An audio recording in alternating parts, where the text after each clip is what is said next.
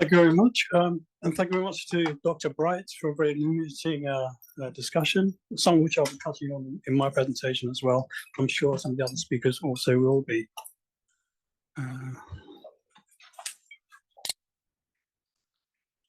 So the sanctions landscape and how it affects banks. The global sanctions landscape is continually evolving, and the challenge for banks is really to maintain their aim on really what is a moving target. The risk appetite for banks will broadly be informed by the locality and regions that its clients, and also its counterparties operate in. And also needs to consider whether it may be tainted by association with a sanctioned entity which involves their own counterparties or their clients.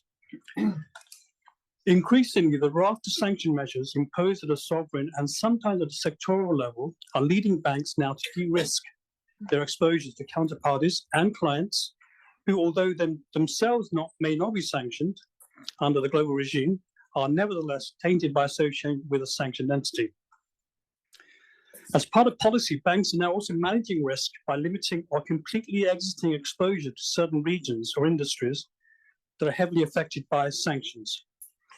Of course, in many cases, exemption license can sometimes be obtained, but in many other cases, the complexity in navigating through the maze and myriad of the sanction regulations lead many banks not to go any further and simply decline the transaction at the outset. So it's important to not only keep an eye on sanctions at a national level, but also on the various other global sanctions prescription imposed by the likes of the UN, EU, and OFAC. Trade finance itself poses unique challenges due to the various moving parts of the players involved, and also due to the cross-border movement of goods across potentially sanctioned regions or countries.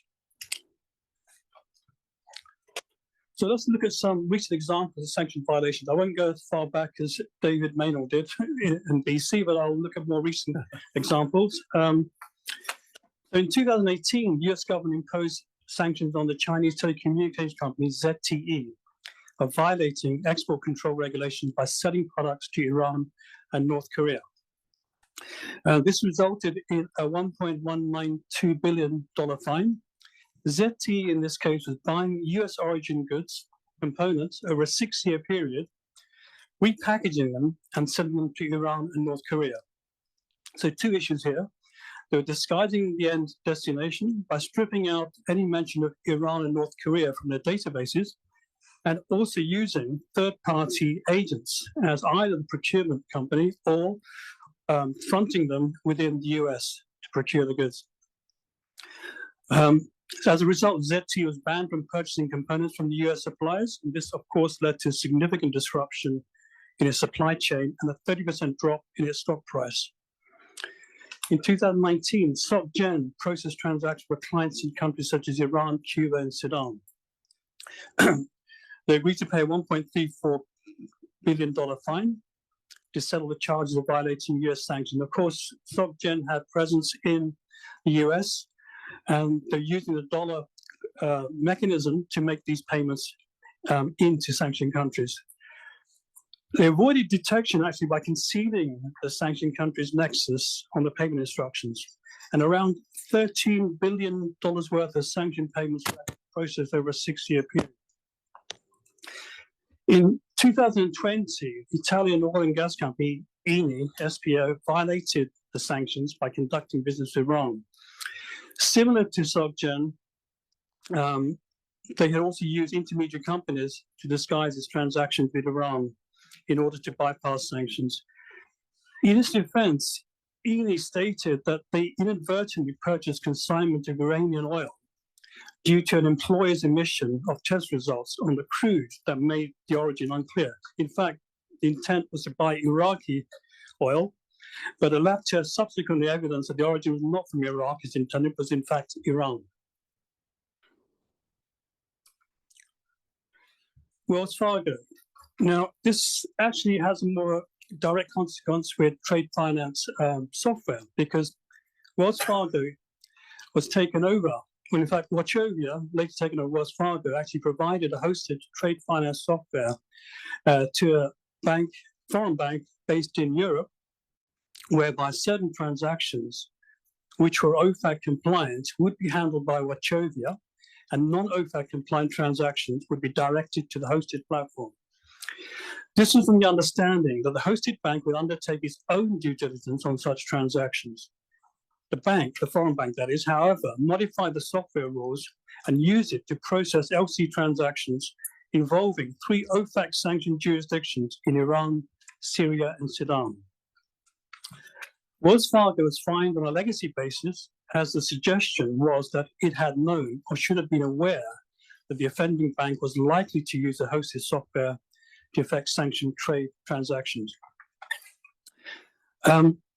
The second one, actually, the fake eyelash company is quite interesting because it involved a US company, ELF, who imported 156 shipments of false eyelash kits from 2 suppliers located in China, who themselves sourced suppliers from North Korea.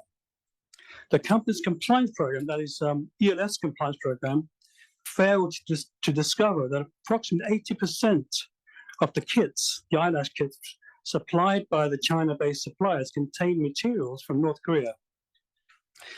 This case is perhaps unique in the outreach of sanctions, the US sanctions at least, and reinforces the importance of conducting due diligence on the complete supply chain, including in some cases on off-takers not directly involved under the principal contract. As Dr. Budd also mentioned, it's very important to understand the whole supply chain and to look at ensure that there may not be issues with sanctions involving any of the players in the whole contract. Lastly, in 2024, Hennessy Shipping Company was a UAE-based shipping company violating the $60 per barrel cap on Russian oil. I'm sure the audience will know about the $60 per barrel cap, which was enforced by the G7 countries in December 23, aiming to maintain the global oil supply, which is critical, whilst limiting Russian revenue from the sector following the country's war in Ukraine. In this case, OFAC determined that shortly before the price cap went into effect, Hennessy acquired older tankers that ship Russian crude oil and petroleum products and repeatedly conducted port calls in Russian Federation ports. And this brings me to the next topic about the rise of the Russian dark fleet. One of the issues that actually came about with Russia avoiding sanctions or evading sanctions was to do with the price cap, which actually led to the Russian dark fleet. The price cap initially appeared to be working as intended. Russian oil was flowing, particularly China and India, but at a discount to the prices that other producers were charging. Lately, however, Russia appears to have found ways to get around the cap by acquiring a fleet of older tankers to carry its oil without Western insurance and bypassing the price cap to take advantage of rising oil prices. In fact, 90% of Russian oil exports are now indicated to be sold above the price cap. So this dark fleet refers to crude oil and chemical tankers that engage in the so-called dark activities, such as disabling their AIS, that's automatic identification systems, or using other deceptive shipping practices such as ID and location tampering. The fleet is also characterized by weak ownership structures and the use of multiple flags for convenience used over short periods of time. The size of dark fleet also has substantially increased with each new regulation, and even more so following the Russian oil ban and price caps. Now they number at around 1,400 ships around the world. So it's quite a critical issue. Russia actually represents 13% of the world crude oil production, and therefore it plays or played a systemic role in global commodity supply chains. Sanctions have reduced Russian imports into the Western market, but have been replaced by Russia's trade routes into China, India, which they're developing, and also to a lesser extent to Bulgaria and Turkey. It should be said Bulgaria have not imposed sanctions on Russia. UK, since the Ukraine war, become less reliant on Russian oil, as a major trading hubs are now the UK, the UAE, and the Netherlands. However, it's worth noting that while Netherlands is not a producer of oil, it is, however, a major transshipment point. So in some cases, determining the origin of the fuel from the transshipment points is not always easy. So what are the concerns over the dark fleet? The existence of the dark fleet does matter because the vessels are old, as new vessels are too valuable to use, but also because they don't comply with the rules and regulations that govern maritime operations. In fact, it is a rise of the shadow fleet that has kept the old vessels in traffic. Before Russia's invasion of Ukraine, vessels more than 20 years old made up to 3% of the global tanker fleet. Their share is now expected to rise to 11% by 2025. Now, there's some areas of concern. The vessel owners are typically based in UAE, Greece, Hong Kong, the Marshall Islands, and Liberia, and disguise their identities through complex arrangements. In many cases, there are entirely new outfits that even lack an address. Since they operate outside the maritime regulation, these vessels don't undergo regular maintenance. Therefore, there's a danger that they can be prone to oil spills or accidents due to faulty equipment. The vessels also engage in risky ship-to-ship transfer of sanctioned cargoes. The vessels may exhibit unusual behavior, such as operating restricted areas, illogical routes, avoiding ports or coastlines, or rendezvousing with other vessels at sea. To disguise activity, as I said earlier, the AIS is often switched off and becomes dark. One of the critical things, of course, here is the vessels have been created or the vessels have been used because they're unable to get Western protection and indemnity insurance due to the sanctions because of the vessel age. P&I insurance would generally cover third-party risk for damage caused to cargo during carriage, war risks, and risks of environmental damage such as oil spills and pollution.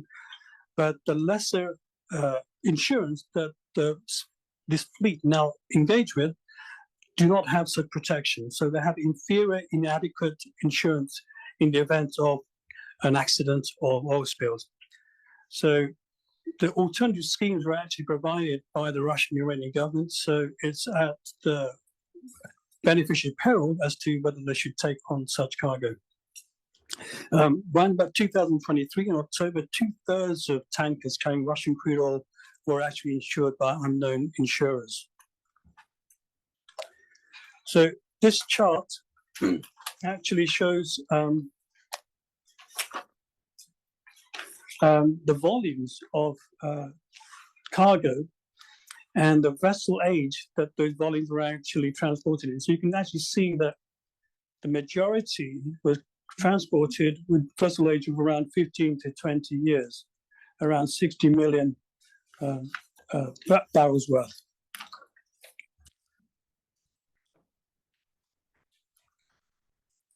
So what are the trade finance best practices complying with sanctions? Of course, a bank should conduct enhanced due diligence.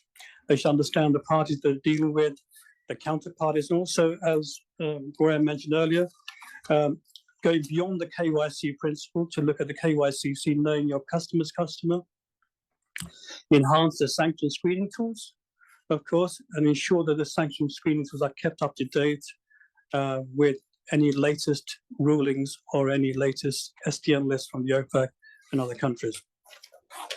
So it's also worth reminding ourselves the OFAC's 50% rule for dollar transactions, at least for dollar entities, stipulates that if a blocked person or entity owns a 50% or greater interest in another entity, that second entity is also considered blocked, regardless of whether the second entity is explicitly listed as an SDN on the OFAC list.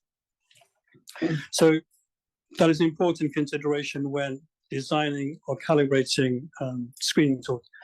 Banks should enhance and adapt their screening tools to monitor trade transactions. They should also create appropriate rules to flag up transactions which are likely to be subject to potential sanction considerations, and also to detect any suspicious patterns or activities that may indicate potential sanction violations, unusual behavior such as frequent flag changes, illogical routes, etc. An effective monitoring system and manual periodical sampling lookback can also alert the banks to any potential problems that might lie ahead.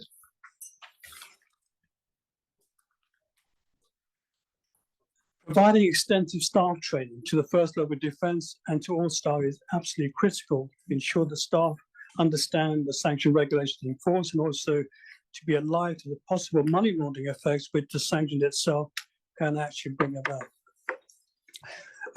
We talked about the controls, the screening controls, having internal robust controls is important, and also have an audit program where a look back cannot sometimes be taken by the compliance department to ensure that the compliance programs that the bank has implemented is running according to plan. And also, it's quite important to actually stay or try to stay close with the regulatory authorities about changes in the sanction landscape. The consequences of violation can be severe. As we all know, regulatory authorities may impose significant fines, which can run into millions or billions of dollars, as we have seen. Reputational damage is of course a very important factor. Negative publicity that a sanction will generate can lead to customer confidence, a loss of customer confidence, and of course damage to the brand's reputation. And of course, an imposition of sanctions on a bank will also add to the compliance costs, because the bank will have to invest additional tools and resources to ensure that they come up to speed very, very quickly as regards the compliance controls, and to ensure that they are compliant with all the sanction regulations that are enforced at the time. And of course, the restriction to business growth is very, very critical. The sooner the bank can come out of the sanctions imposition or Section 166, for example, the better for the bank to move forward. And that brings me to the end of my very, very fast presentation. If there's any questions or any other issues, I'm happy to discuss that later on.